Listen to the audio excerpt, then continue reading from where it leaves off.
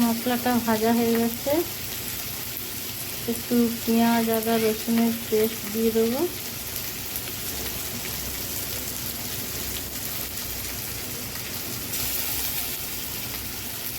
এই যে পেঁয়াজ আদা রসুনের পেস্ট এই সামান্য একটু দিলাম, দিয়ে ভেজে নেবো।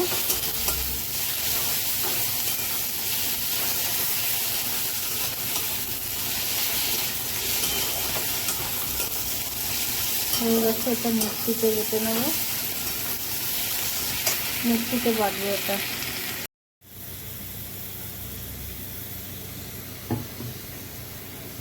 তেল দিলাম, মশলাটা তো বেটে নিয়েছি, পেঁয়াজটা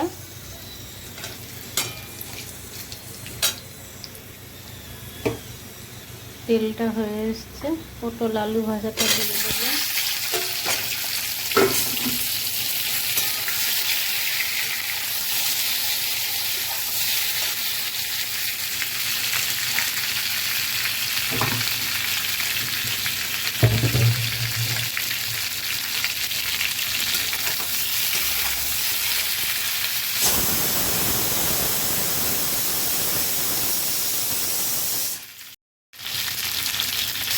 বাটা মশলাটা দিয়ে দেবো।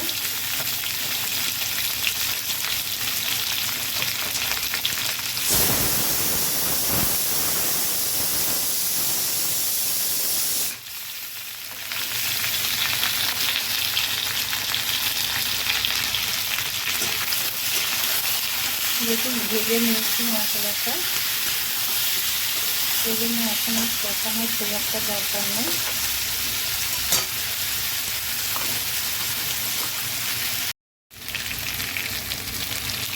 জিরের গুঁড়ো দিলাম, একটু চিনি মিষ্টি হলুদ নুন জিরে যা দেওয়ার দিলাম, দিয়ে আরও জল দিয়ে দেবো।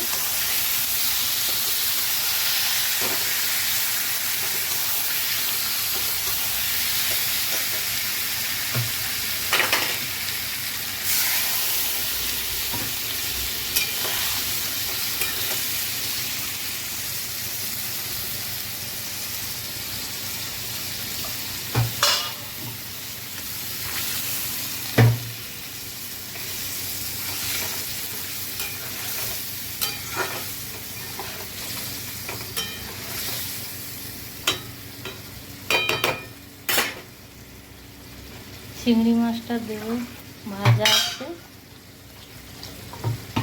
একটু ফুটবে, এই জন্য একটু বেশি করে জল দিলাম। পেঁয়াজ ভেজে মশলা করলে মশলাটা একটু আঠালো আঠালো হয়।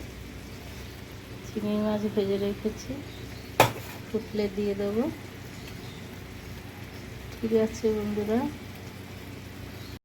চিংড়ি মাছটা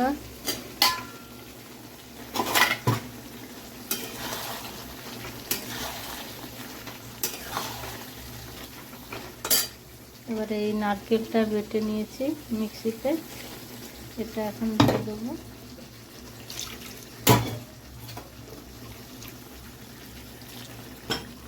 এটা খুব ভালো রান্না।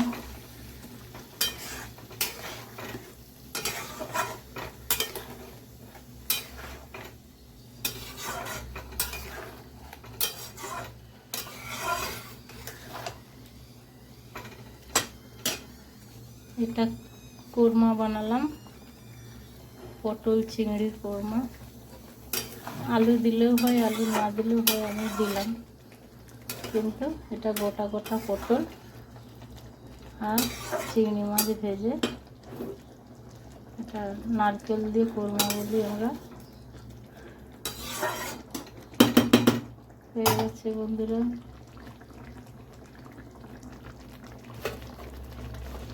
দেখো কি সুন্দর লাগছে। নারকেলের দুধটা দিলে একদম সাদা সাদা।